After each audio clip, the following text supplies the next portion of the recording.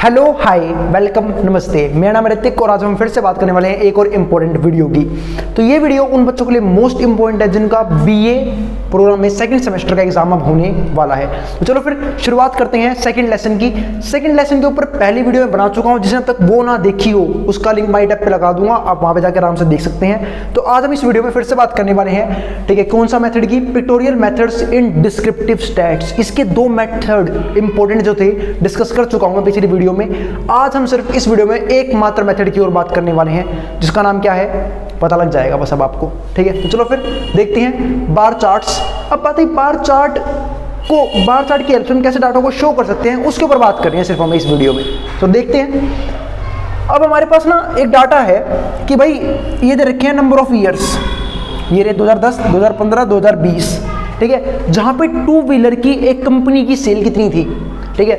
2010 में कितनी थी 12,500, 2015 में 17,000, 2020 में 24,000। मतलब नंबर ऑफ सेल्स हर ईयर बढ़ती जा रही है। किसका रीजन जान सकता हूं मैं, हो सकता है भाई कंपनी अच्छी बाइक बना सकती हो। दूसरा रीजन हो सकता है कि भाई लगातार पॉपुलेशन बढ़ रही है, और जब लगातार पॉपुलेशन बढ़ रही है तो सिंपल सी बात है, ठीक है, डिमांड तो बढ़ेगी। आई बात समझ में। अरे भी लोगों को भाई अपने खास दोस्तों को घुमाना होता है बाइकों पे, ठीक है, कहीं जाना होता है तो भाई जाएंगे तो बाइक से ही। आई बात समझ में, ठीक है।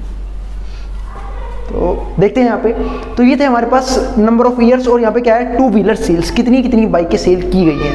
तो मुझे बोलना है कि भाई इसे आपको जैसा मैं बोलते हैं शो कर दे इसे किस पे, बार चार्ट पे। तो कैसे दिखाओगे इसे, आपको कुछ नहीं करना, छोटे छोटे रेक्टेंगल बनाने हैं बस इस डाटा के। तो मैंने यहाँ पे क्या लिखा, नंबर ऑफ ईयर्स, है ना, देखो 0, फिर यहाँ पे क्या था 2010, 15 और 2020। अब 2010 में कितनी सेल हुई है 12,500, तो मैं 12,500 पे गया और रेक्टेंगल को प्लॉट कर दिया, बना दिया। अब ध्यान रखना बार चार्ट में कुछ खास बातें होती हैं, क्या क्या बार चार्ट में जो भी रेक्टेंगल बनाओगे उन सबकी विड्थ सेम होगी, मतलब चौड़ाई सेम होगी।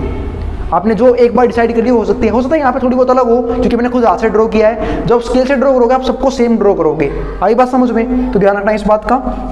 तो 2010 में कितनी थी 12,500, 12,500 पे गया एक बार बना दिया।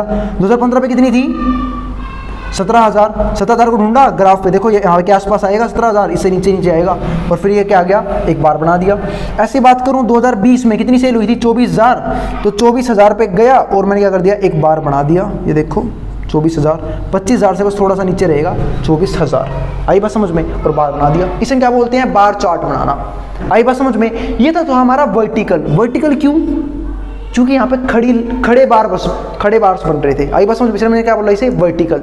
लेकिन अगर आपको लेटे हुए बार्स बनाने हैं तो हम क्या बोलेंगे हॉरिजॉन्टल। देखो यहाँ पे हॉरिजॉन्टल बार्स, ठीक है। ये क्या है types of bars. Bar chart में बहुत सारे टाइप बनते हैं, इसमें से दूसरा टाइप ये है हॉरिजॉन्टल बार, ठीक है। जहां पे हमने यहाँ पे क्या दिखा है नंबर ऑफ ईयर्स, और यहाँ पे क्या कितनी कितनी बना रहे हो। जैसे ये देखो यहाँ पे 5,000, 10,000, 15,000, 20,000, 25,000, पर डाटा तो हमारे पास ये है। 2010 में कितना था 12,500, तो मैंने 2010 में क्या दिखाया 12,500।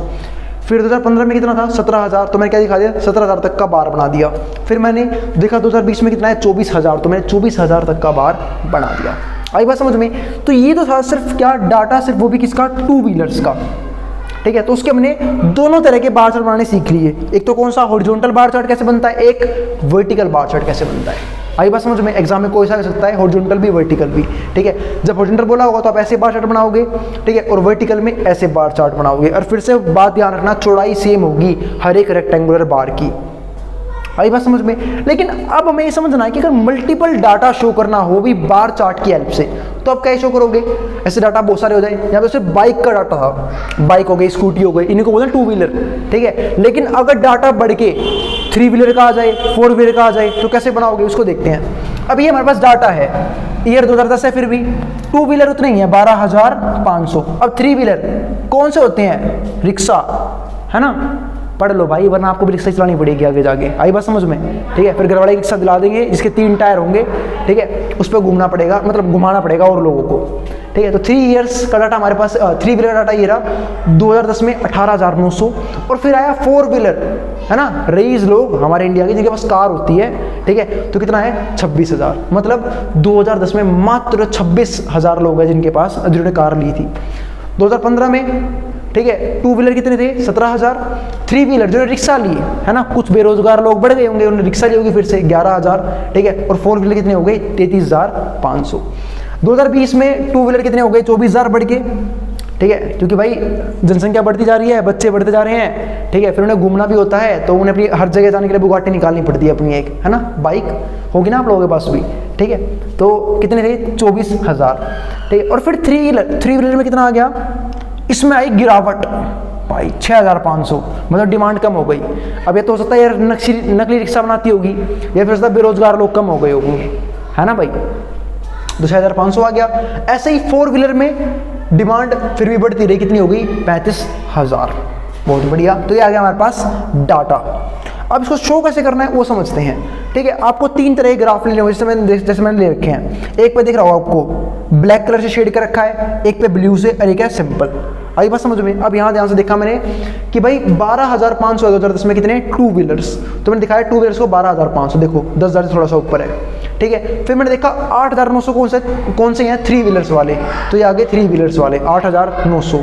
और फिर फोर व्हीलर कितने हो गए 26,000, तो सबसे बड़ा बार किसका है 26,000 वालों का, क्योंकि सबसे बड़ी वैल्यू है ये जिनके पास कार है, यानी कि फोर व्हीलर है, तो ये आ गया फोर व्हीलर के लिए, ठीक है। आप चाहो तो एग्जाम में ऐसे भी दिखा सकते हो कि भाई ये तीनों है ना अलग अलग मार्कर से बना देना। जैसे मैं बात करूं, अगर ब्लू मार्कर से बना देना वहाँ पे, और वहाँ पे क्या लिख देना यहाँ पे ये किसका डाटा था सिर्फ टू व्हीलर का, तो टू व्हीलर, तो वहाँ पे लिख देना, टीचर को अच्छा लगेगा, हो सकता है जो 2 नंबर एक्स्ट्रा दे के जाए, ठीक है। ऐसे ही अगर खाली बॉक्स है उससे क्या दिखाओगे आप इसको, सिर्फ थ्री व्हीलर्स को।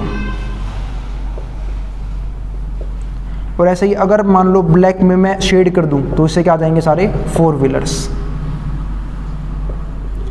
फोर व्हीलर्स, बस ऐसे बना दो ना, अब टीचर को अच्छे से क्लियर हो जाएगा हर एक चीज़। अब यहाँ पे देखो, अब ऐसे ही 2015 में जो था, ठीक है, कितने लोग थे 17,000 लोग थे जो टू व्हीलर पे चलते थे, यानी जिन्होंने टू व्हीलर लिया था नया, ठीक है 2015 में, ठीक है। ये 17,000 लोग, ठीक है, बढ़ गए तो मैंने यहाँ पे बढ़ा दिया डाटा, ठीक है। और फिर 11,000 जो है थ्री व्हीलर लिए, ठीक है, ये कम हो गए, तो इनका डाटा अगर देखोगे आप तो ये कितने हो गए, इतने हो गए, यहाँ पे पहुँच गए हैं ये, ठीक है। तो ये कितना आ गया हमारा यहाँ पे 11,000, किसमें थ्री व्हीलर में। अगर मैं बात करूँ फोर व्हीलर की, तो फोर व्हीलर कितना हो गया हमारे पास 33,500, ये और बढ़ गया बार, कितना आ गया 33,500, ठीक है। अगर मैं अगले की बात करूं तो भाई 2020 में 24,000 कैसे लोग थे जिन्होंने क्या लिया था टू व्हीलर, तो ये और बढ़ गए, टू व्हीलर वाले और बढ़ गए, ठीक है। 6,500 ये बहुत गिर गए, तो ये और गिर गए, ये कम हो गया हमारा, कौन सा है ये थ्री व्हीलर वाले।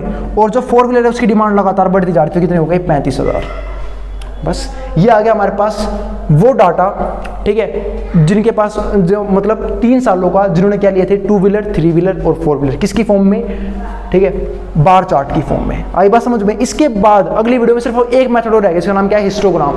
हिस्टोग्राम को हम लास्ट वीडियो में डिस्कस करेंगे, उसके बाद कुछ न्यूमेरिकल्स भी आएंगे इस चैप्टर के, ठीक है। चलो फिर देखते हैं अब इसमें क्या है हमारे पास, ठीक है। इसी को मैंने एक तरीके से और दिखाया हुआ है। अगर आपको इस तरीके का मल्टीपल बार नहीं बनाना है और इस तरीका बनाना, आप इस तरीका बना सकते हो, ठीक है। ये डाटा है किसका 2010 का, ठीक है, 2015 का और 2020 का, जहां पे मैंने 3 अलग अलग तरह के बार ही बना दिए सीधा, ये चक्कर ही खत्म कर दिया मल्टीपल्स बार वाला, 3 अलग तरह के डंडे बना दिए, ठीक है। कि 2010 में भाई ये दिखाएगा किसको, ठीक है, टू व्हीलर्स को, ये दिखाएगा किसको थ्री व्हीलर्स को, और ये दिखाएगा फोर व्हीलर्स को। ऐसे 2015 में ये दिखाएगा हमारा किसको टू व्हीलर्स को, ठीक है, ये किसको थ्री व्हीलर को, और ये दिखाएगा फोर व्हीलर्स को। ऐसे यहाँ पे ये दिखाएगा टू व्हीलर्स को, ये थ्री को और ये फोर को, ठीक है। तो मैंने ये वाला मल्टीपल सिस्टम वाला सिस्टम ही खत्म कर दिया। यहाँ पे मैंने देखा कि सिंपल तरीके से बार कैसे बनाएंगे, आई बात समझ में, ठीक है। ये एक और तरीका था हमारे पास किसका, बार चार्ट का। तो ये अलग तरह के थे बार चार्ट जो हमने बनाने सीखे इस वीडियो में कि बार चार्ट कैसे कैसे बन सकते हैं, ठीक है। इसके बाद मात्र एक टॉपिक और रह गया, वो क्या है हिस्टोग्राम, ठीक है। कि भाई हम अगर डाटा को हिस्टोग्राम से शो करना चाहते हैं तो क्या शो करेंगे, उसके लिए आपको वेट करना पड़ेगा अगली वीडियो का। मिलते हैं फिर अगली वीडियो में, जिसको जो उतारना है स्क्रीनशॉट लेना वो ले सकता है, मैं हट रहा हूं बोर्ड के सामने से।